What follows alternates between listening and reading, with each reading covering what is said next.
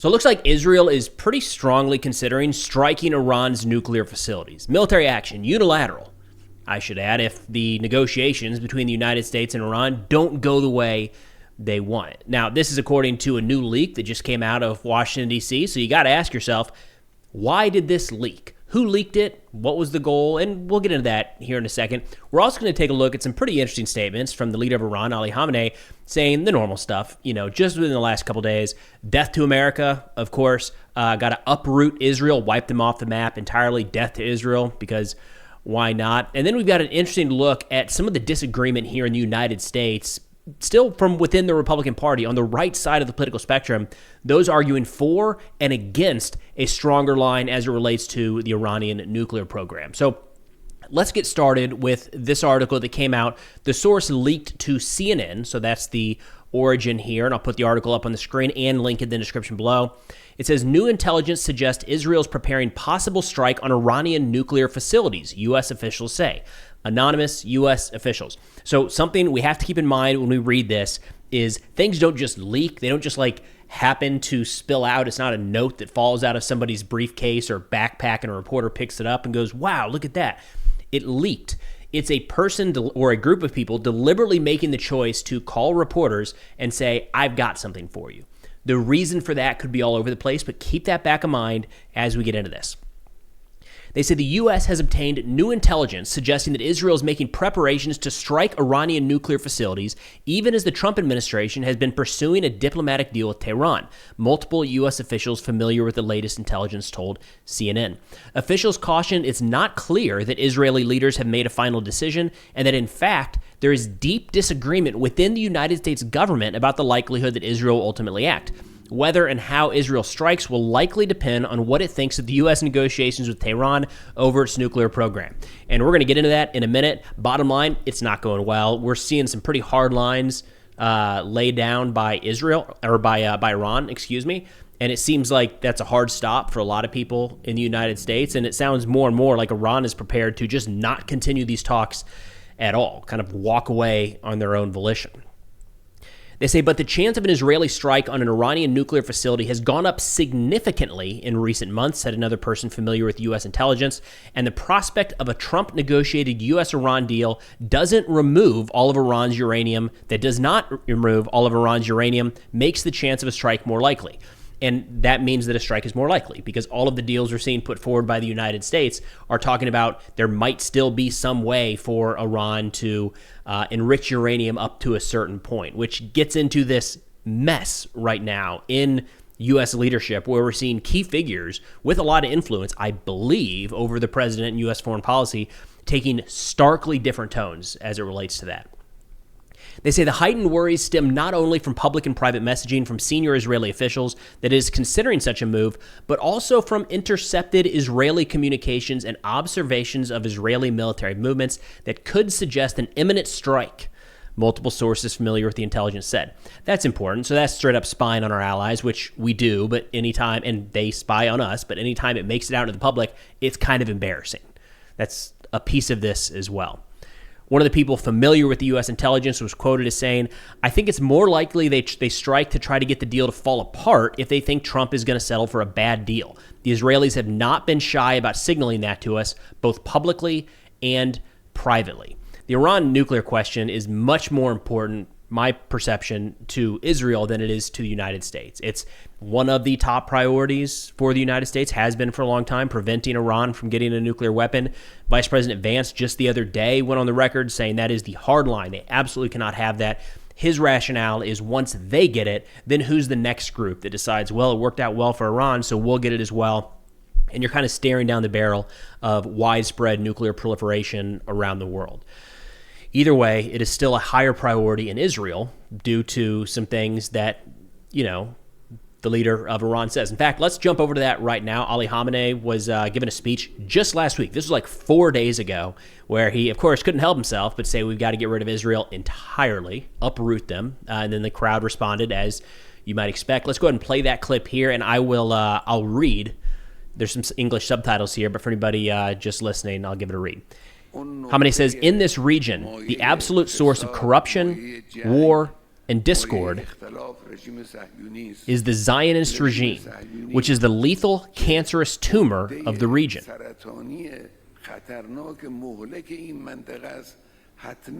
It has to be uprooted, and it will be uprooted for certain. And then the crowd jumps into chants, death to Israel, death to Israel, death to Israel. Now, I want to be clear, I don't know if those people are forced to do that, what the crowds look like in Tehran. Are they saying that at gunpoint? Do they actually believe it? I don't know. Nonetheless, this is what Iran chooses to show the world in the middle of these ongoing negotiations. Now, back to the idea that this was leaked, there's a couple different scenarios that you want to keep in mind. And I don't want to speculate in any direction because I have no indication of where it actually came from, but one idea is that it was leaked by Israeli or U.S. Iran hawks trying to force Trump into taking a more hardline position. As in, you heard in that statement, the officials saying, hey, Israel has been signaling this to us publicly and privately. One way to interpret this is people more hawkish on this issue, more supportive of military action, whether they're in Israel or in the United States, saying, hey, you better act, Trump administration. You better draw that line, have no enrichment at all, or else Israel is serious about carrying out military action on their own, which could lead to a broader conflict in the region. The other argument here is that, or one of the other arguments here, there's so much nuance to this, that there's a lot of directions it could go. But another argument here is that this is coming from a group inside the United States, probably, that is opposed to military action against Iran, full stop. And they're trying to undermine even the possibility that Israel carries that out on their own, which could force the U.S.-Iran negotiations to fall apart. And there's a couple different ways that we're kind of seeing that play out. First is kind of highlighting this, calling this out at all, does risk, disrupting or delaying any possible Israeli military action. So if this is genuine and Israel really was putting together strike plans for Iran, well, now Iran is on high alert. Right? And they're expecting this maybe more than they were just a couple days ago. That's serious.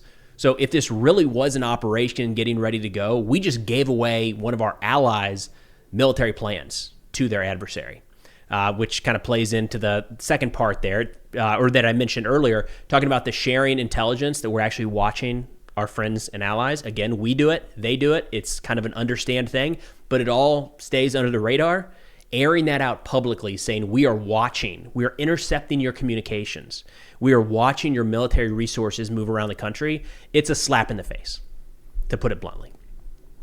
Now, this is all coming amidst while we're seeing some potential stalling out of these negotiations. Iran has reportedly rejected Oman's invitation to a fifth round of talks with the United States, which was scheduled to take place in Rome this coming Friday. An Iranian source said that the U.S. insistence on zero enrichment of uranium, and you heard that referenced in the CNN piece as well, makes Iran doubt the usefulness of the talks. They say that Iran does not want further talks to fail, and without an agreement on the uranium enrichment, there will be no agreement. And this is something that that Khamenei hit on in a couple different speeches this week. This is according to some reporting by PBS, where, again, they're focused on this uranium enrichment. And he says, quote, they say we won't allow Iran to enrich uranium. That's way out of line. No one in Iran is waiting for their permission. The Islamic Republic has its own policies and directions and will stick to them. Yes, indirect negotiations were held during Raisi's time, the former president who died in a helicopter crash last year, just like now, but they didn't go anywhere. And we don't expect much from the current ones either. Who knows what will happen? And then the Iranian foreign minister, echoed this, saying, no definitive decision has been made about the next round of negotiations. He said the Islamic Republic of Iran is reviewing the matter while considering the U.S. side's contradictory and constantly changing positions. We've talked about that in recent videos. There's a lot of signals coming from the United States what our actual in-state goal is here. And it's, from the more extreme, more hawkish views of absolutely no nuclear program, full stop, no matter what, all the way to the JCPOA. Maybe we can find a way to work together and we'll just monitor what you guys are doing. But, in terms of why the United States should care about this or why it might be of interest to the U.S., let's go back to the supreme leader of Iran, Ali Khamenei, talking about the United States, namely President Trump's visit to the Middle East and what he had to say about that session. Again, I'll read the subtitles here as we go. He says, Trump said that he wanted to use power for peace. He is lying. And then the crowd jumps into, of course, death to America, death to America, death to America. In fact, during that speech, Khamenei said, look, Trump said a bunch of things. Most of them aren't even dignified of don't even deserve a response. So I'm not even going to address most of them because they were so outlandish. So again, unfortunately, not crazy hearing this death to Israel, death to the United States coming from Iran. But when it comes in the middle of these negotiations, as we're seeing some of the negotiating positions fall apart, it is a little bit more concerning. Now, to shift over to this rift in the United States on kind of the more hawkish position versus those looking for more of an agreement, kind of a get along with Iran type situation, I want to play some clips or play a clip and then read some statements from each side, starting with Clifford May, the president of the Foundation for Defensive Democracies, kind of laying out the hawkish stance here for complete dismantlement. And for what it's worth, this is something that has been echoed by senior Republican leaders in the House, in the Senate, as well as inside the president's cabinet recently. So this is a rather traditional stance within the more traditional Republican foreign policy views in the United States. Nonetheless, here's a clip, Clifford May rolling that out. Here we go. Here's the thing that the president has been very clear, J.D. Vance has been clear, Tom Cotton has been clear, Marco Rubio, Witkoff. The red line for the U.S. is there must be the dismantlement of Iran's nuclear weapons programs. Yeah. This is a regime, as the president has said, that has for almost 50 years chanted death to America. They can't have the most deadly weapons. That means no enrichment, zero enrichment. That means no reprocessing. It means dismantlement. And they shouldn't back off from that. The good thing about Witkoff, he is not a diplomat. He doesn't have to say, oh, I got a deal. I got a deal. He can go back to the president and say, you know what? These guys won't move an inch. They don't seem to understand. We've tried diplomacy in every way. We've reached out to them. We've offered a lot of carrots. But at the end of the day, we know what we want. We want this regime not to become nuclear armed. And by the way, would be a nuclear armed regime in an alliance, in an axis with nuclear armed Moscow, nuclear armed communist China, and Pyongyang, North Korea, which is also nuclear armed because of failed diplomacy over many years. So there you have it. There's the argument for no nuclear armed Iran can't do anything here. And if they're not willing to negotiate, then we need to take the next step. And for what it's worth, President Trump has been pretty consistent in saying, we need to get a deal done here, Iran, or else. And the or else tends to suggest, I think it's pretty clear, military action of some sort, right? We've seen the buildup of significant military assets to the Middle East, B-2 bombers, stealth bombers to Diego Garcia in the Indian Ocean. Some B-52s, I think, arrived there as well. We saw additional A-10s and F-35s arrive in the Middle East. The second carrier strike group did deploy to the Red Sea recently, but the Harry S. Truman, I believe, the first one that was there, is now headed back home. So technically, big picture, we are seeing a decrease in U.S. military assets in the Middle East. The Carl Vinson, redeployed from the Pacific, is still in the Middle East. But nonetheless, that's the argument for military action. If they're not going to listen, we need to force them to listen or force their hand. And based off what we're seeing from Iran right now, they're not listening. They have their own plans, and it does not seem to align with U.S. goals. Now, the other stance here inside of the United States, I thought there was an interesting article kind of laying this out in Responsible Statecraft that I'll link below, titled MAGA Influencers Want an Iran Deal and for the Hawks to Shut Up. And there's a couple different quotes in here. They start with Andrew Day, a senior editor for the American Conservative, who says, quote, every Republican senator except Rand Paul signed a letter to President Trump urging the administration to push for an end to Iran's enrichment capacity. They know that this demand is unacceptable to the Iranian regime and are clearly hoping to sabotage Trump's diplomatic efforts. Representative Marjorie Taylor Greene, MTG, I think this is the second time I've quoted her in recent weeks, which isn't very common for this channel, but nonetheless, I think she does represent a segment of the base that supports President Trump, so it's worth getting an idea of what they're thinking. She said, quote, there is no wedge between the base and President Trump. The wedge is between Congress and the establishment Republicans that are undermining the president's agenda. So kind of the key there is less about what's good for Iran, United States, and foreign policy and national security. Both of those, in my read, this is all about people undermining President Trump is kind of the focus there. But we do shift over a little bit different stance here from Tucker Carlson, formerly of Fox News, who said, quote, thousands of Americans would die, talking about a strike on Iran. We'd lose the war that follows. Nothing would be more destructive to our country. Anyone advocating for conflict with Iran is not an ally of the United States. but an enemy. It doesn't get much more straight to the point than that. That's not really debating the usefulness of military action. Straight up saying anybody thinking about that is an enemy of the state. And then podcaster Charlie Kirk, who is very notable on the right side, has a lot of influence, I would say, in this administration, added to that saying, quote, "There are people in Washington, inside the Pentagon and inside the administration, who want to launch military strikes on Iran. Often they say it'd be easy, just one strike in and out." Now pause. How often have they actually been correct about the one in and out thing? Has that ever actually been the case? For what it's worth, I don't know that anything would be resolved in Iran with one strike.